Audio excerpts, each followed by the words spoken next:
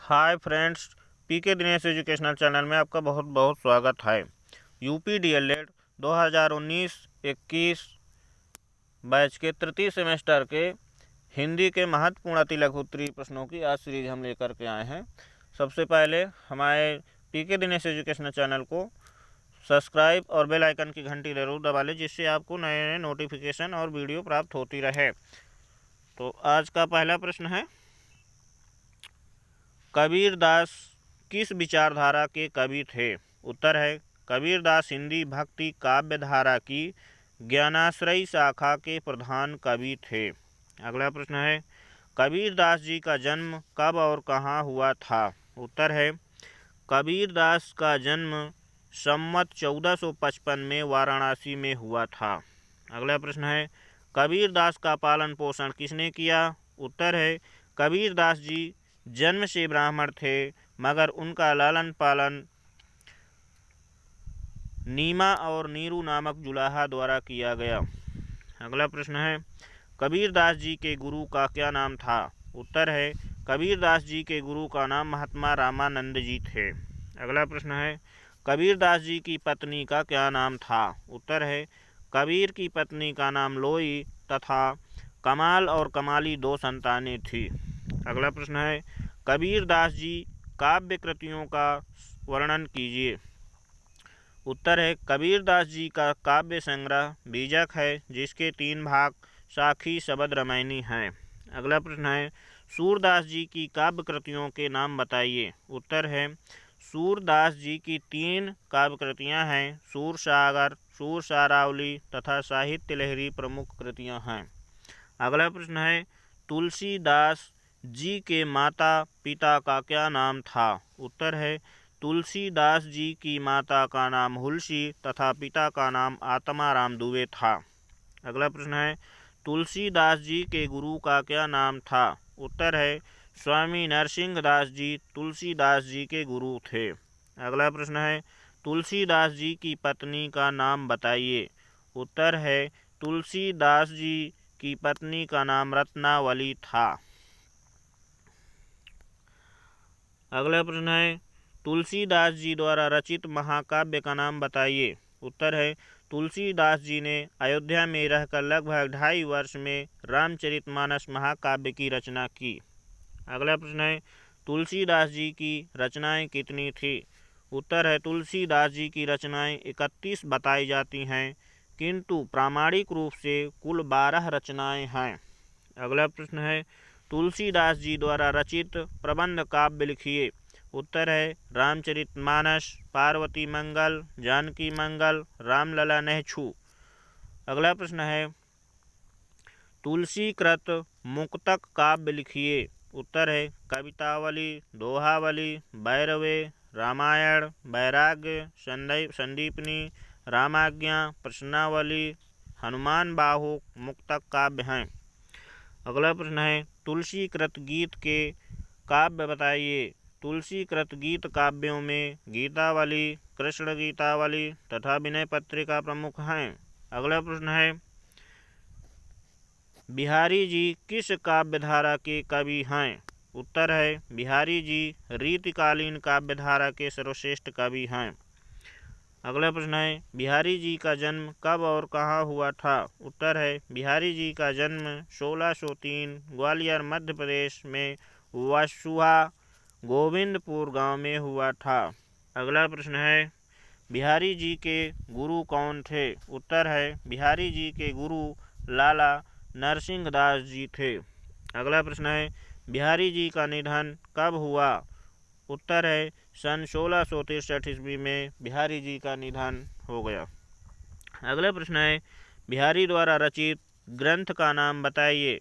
उत्तर है, बिहारी द्वारा रचित ग्रंथ बिहारी सतसई है, जिसमें लगभग 719 दोहे हैं। अगला प्रश्न है, राष्ट्रकवि मैथिली शरण गुप्त का जन्म कब और कहाँ हुआ था? उत्तर है, मैथिली शरण गुप्त जी का जन्म सन 1886 में झांसी के चिरगांव नामक गांव में हुआ था। अगला प्रश्न है, मैथिली शरण गुप्त का निधन कब हुआ? उत्तर है, सन 1964 ईस्वी में गुप्त जी का निधन हो गया। अगला प्रश्न है, राष्ट्र कवि होने का गौरव गुप्त जी को किस प्रकार प्राप्त हुआ? उत्तर है, गांधी जी के साथ राष्ट्रीय आंदोलन में भाग लेकर गुप्त जी ने जेल यात्रा की, आगरा तथा इलाहाबाद विश्वविद्यालय के डीलिट की उपाधि प्राप्त की तथा आपको भारत का प्रथम राष्ट्र कवि होने का गौरव प्राप्त हुआ।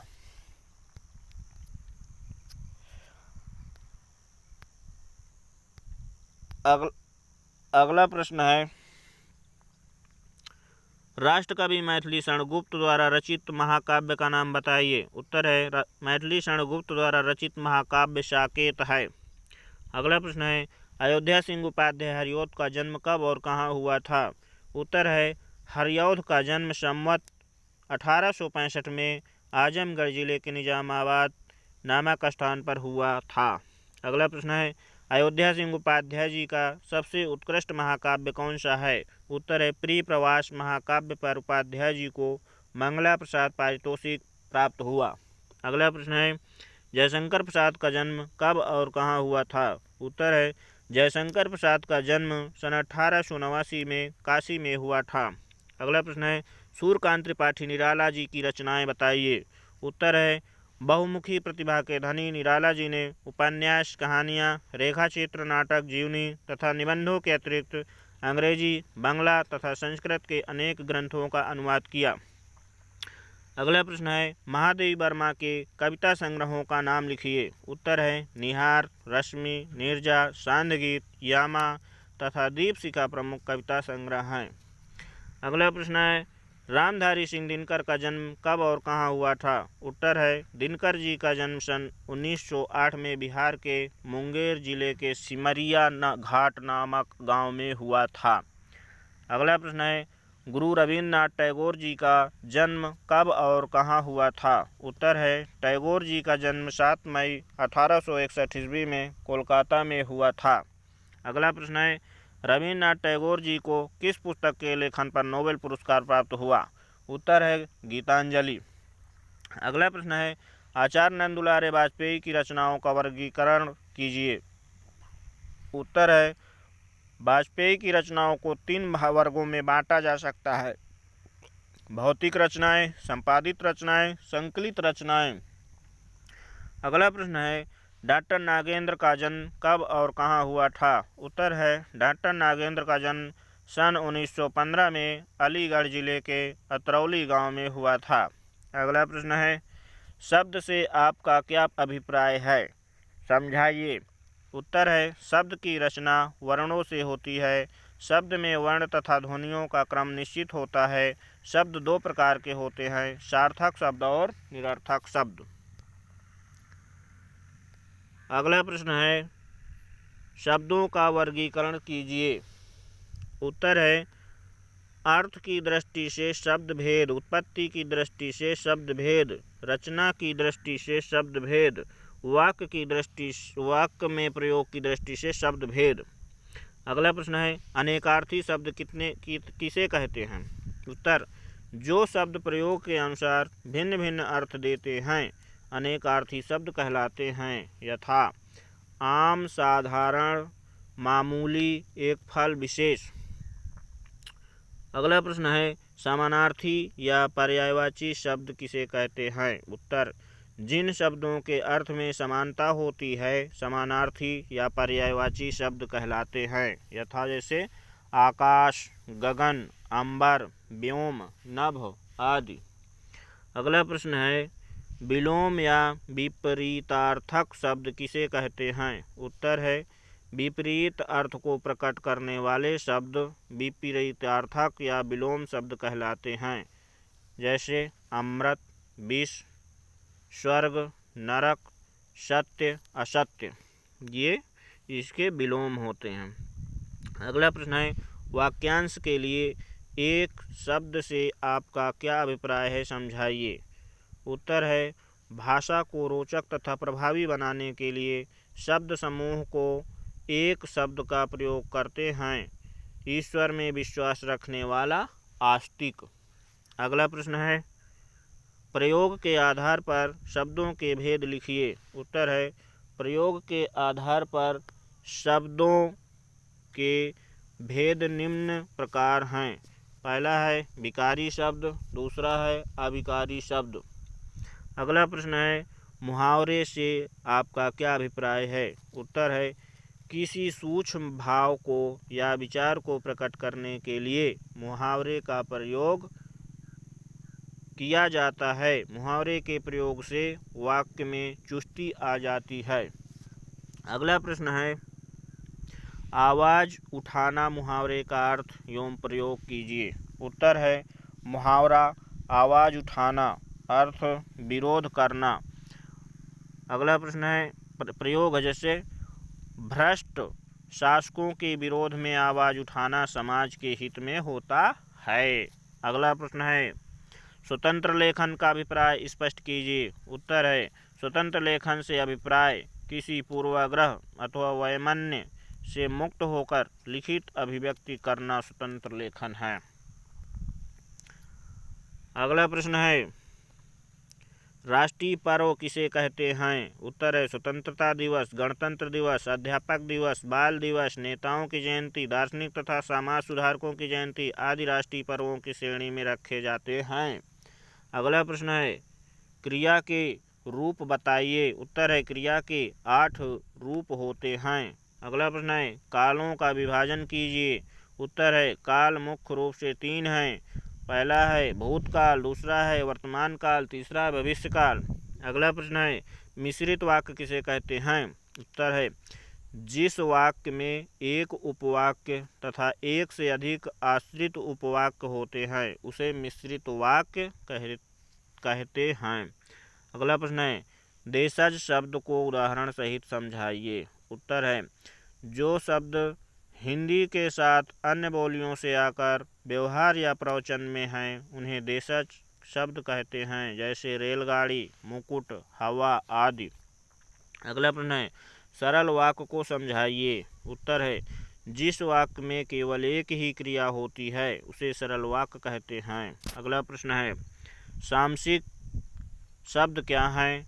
उत्तर है जिन शब्दों को 2 शब्दों से योग से बनाया जाता है वे सामसिक शब्द कहलाते हैं, यथा भैंसा गाड़ी, प्रतिफल, सूरजमुखी आदि।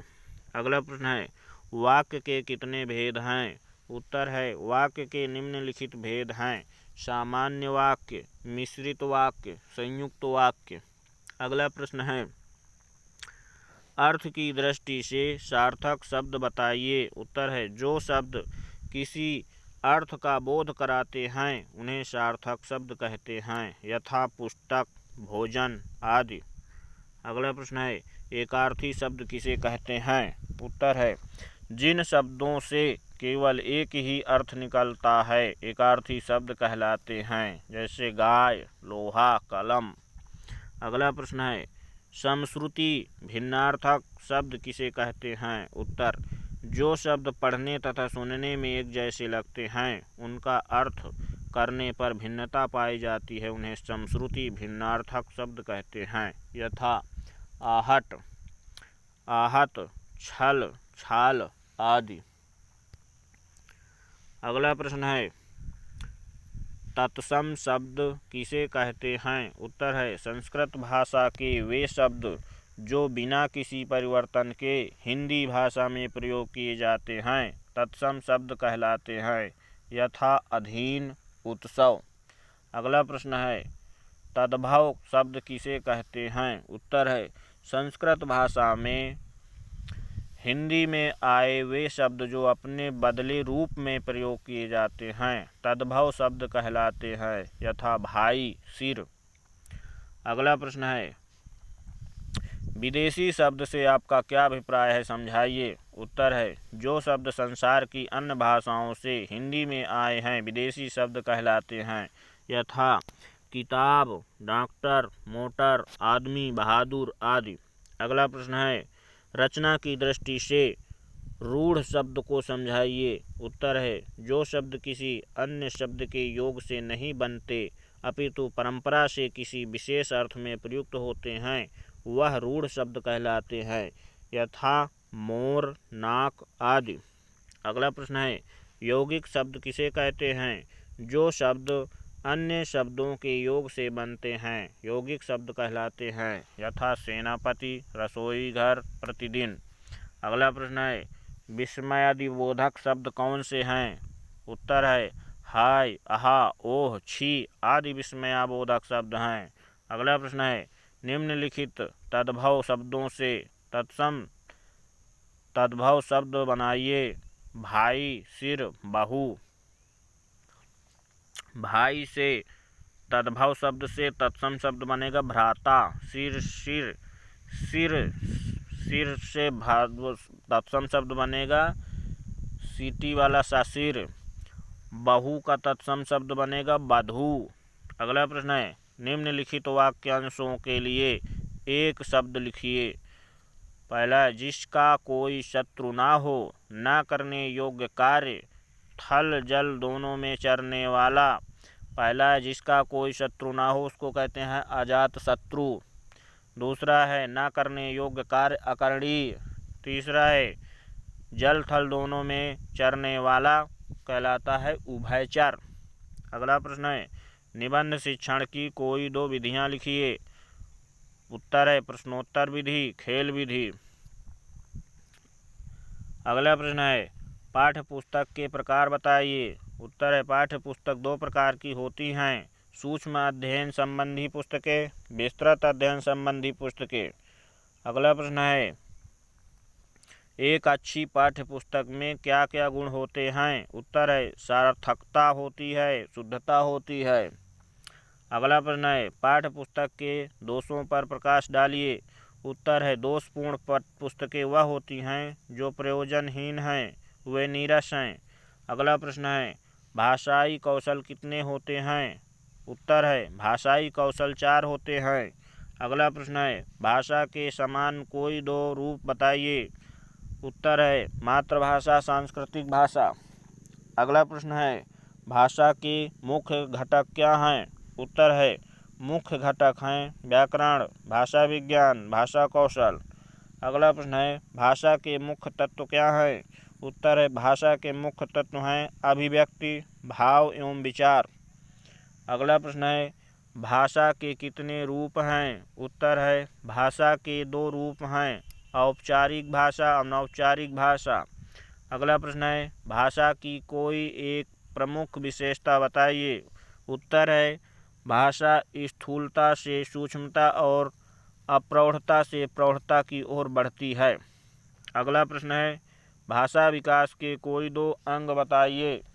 उत्तर है भाषा के विकास के अंग हैं शब्द भंडार, वाक्य विन्यास। अगला प्रश्न है भाषा की कोई एक परिभाषा लिखिए। उत्तर है भाषा की परिभाषा भाषा के द्वारा मनुष्य अभिव्यक्ति करता है तथा अपने विचारों व भावों को स्थानांतरित करता है।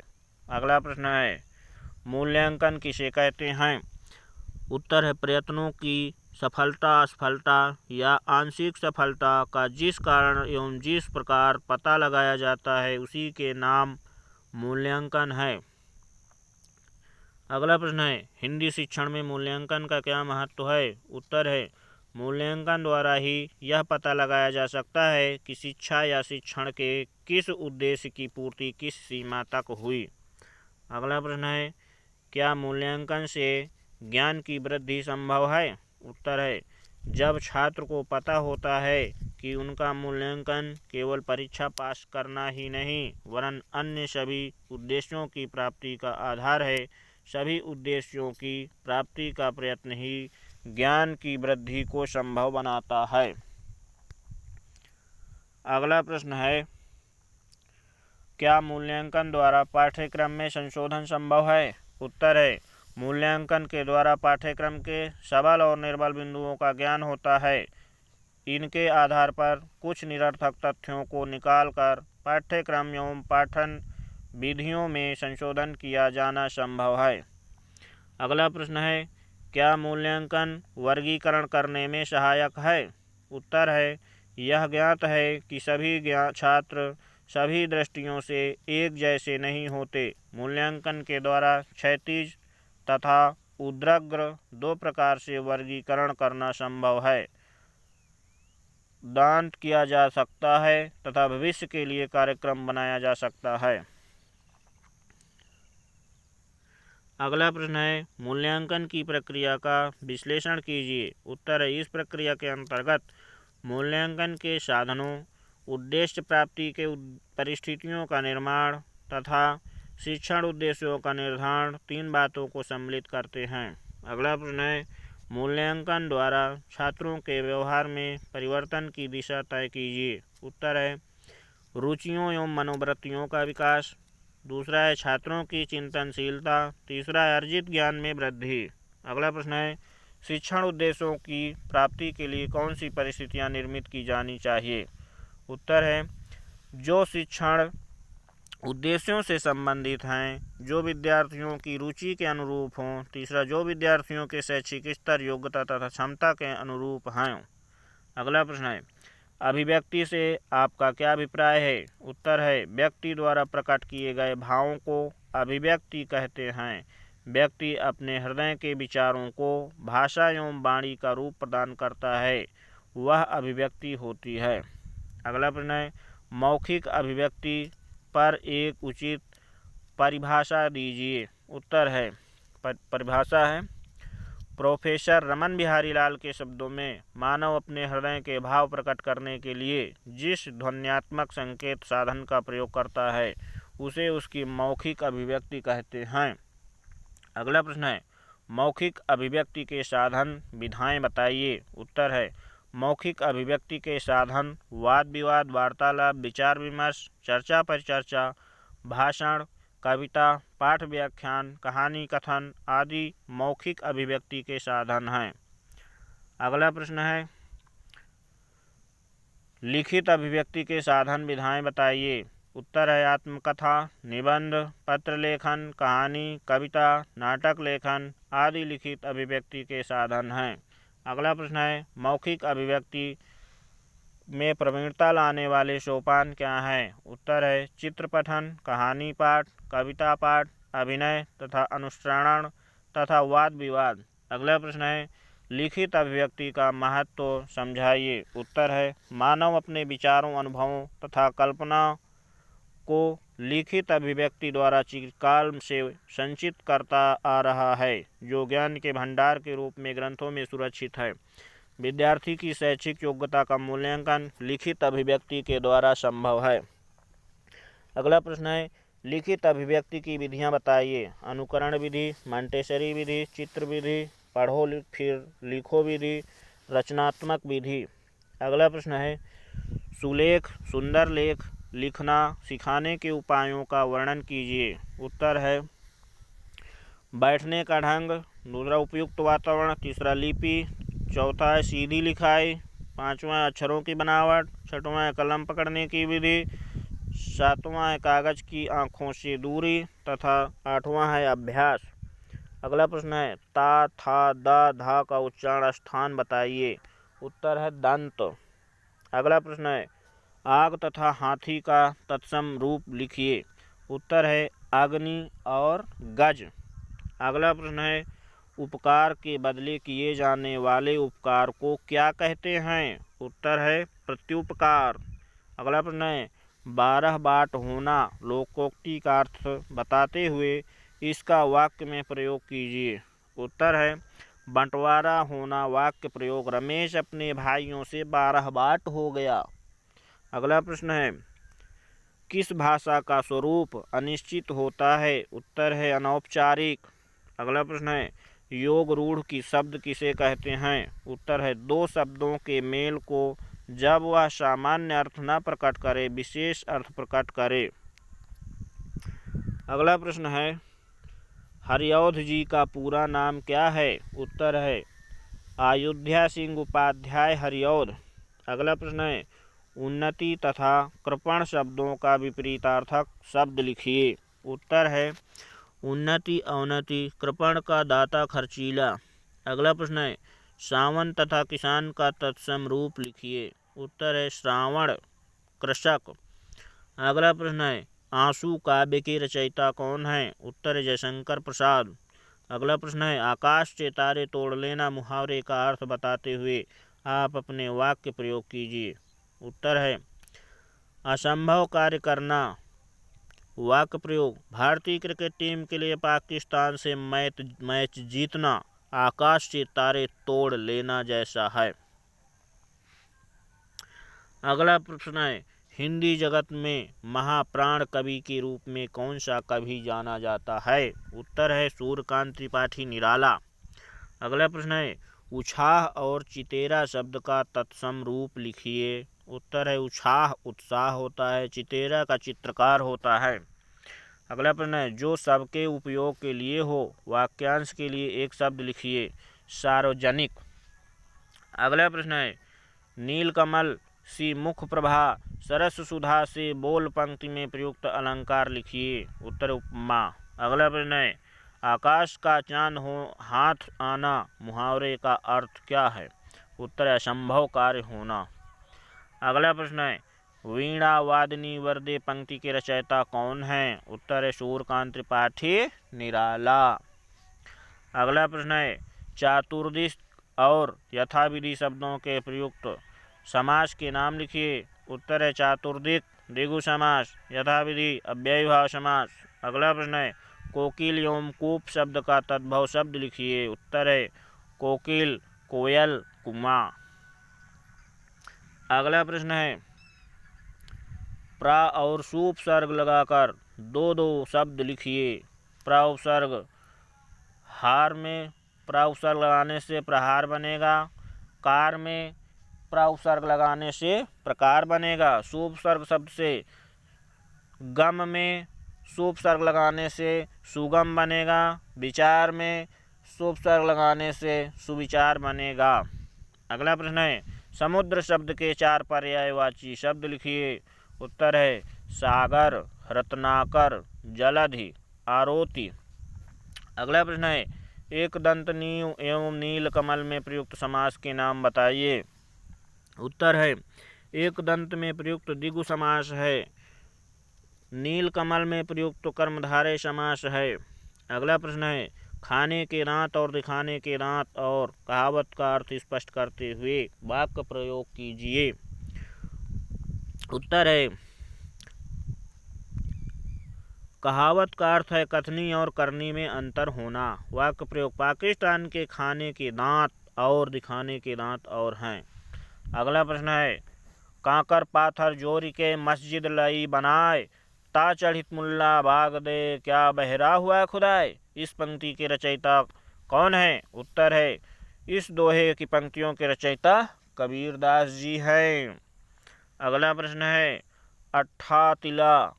अट्ठालिका तथा मूल शब्द का तद्भव शब्द लिखिए।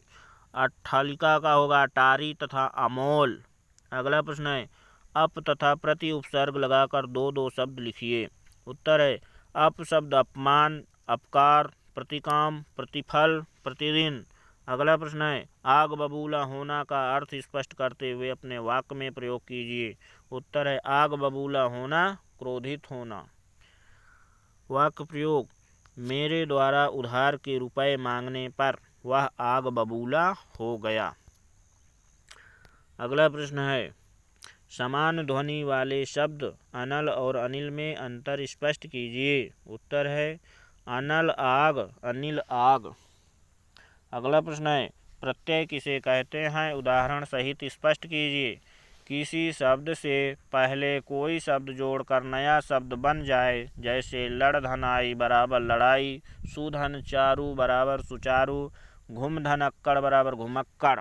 अगला प्रश्न है पुष्प तथा बिजली शब्द के दो दो पर्यायवाची शब्द लिखिए। उत्तर है पुष्प कुसुम, फूल सुमन, मंजरी प्रसून, बिजली चंचला, चपला, शया, दामिनी, विद्युत।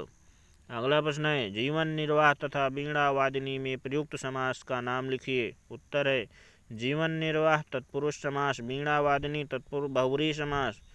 अगला प्रश्न है आग बबूला होना मुहावरे का अर्थ स्पष्ट करते हुए प्रयोग कीजिए। उत्तर है बहुत क्रोधित होना। वाक्य प्रयोग मेरी बात सुनते ही आग बबूला हो गया। अगला प्रश्न है अनुप्रास अलंकार का एक उदाहरण लिखिए। उत्तर है तरनि तनूजा तट तमाल तरवर बहु छाए। अगला प्रश्न है उप तथा प्रति उपसर्ग लगाकर दो शब्द लिखिए। उप उपग्रह उपनाम, प्रति प्रतिवर्ष प्रतिघात। अगला प्रश्न है प्रकृति का सुकुमार कवि किसे कहा जाता है? उत्तर है सुमित्रानंदन पंत। दोस्तों, इसी प्रकार के वीडियो के नोटिफिकेशन पाने के लिए हमारे channel PK Dinesh educational channel को सब्सक्राइब ज़रूर करें और बेल आइकन की घंटी ज़रूर दबाएं। आगे हम यूपी टेट की तैयारी के लिए भी वीडियो बनाएंगे, तो इससे अभी से आप लोग हमारे चैनल को सब्सक्राइब करते रहें। धन्यवाद।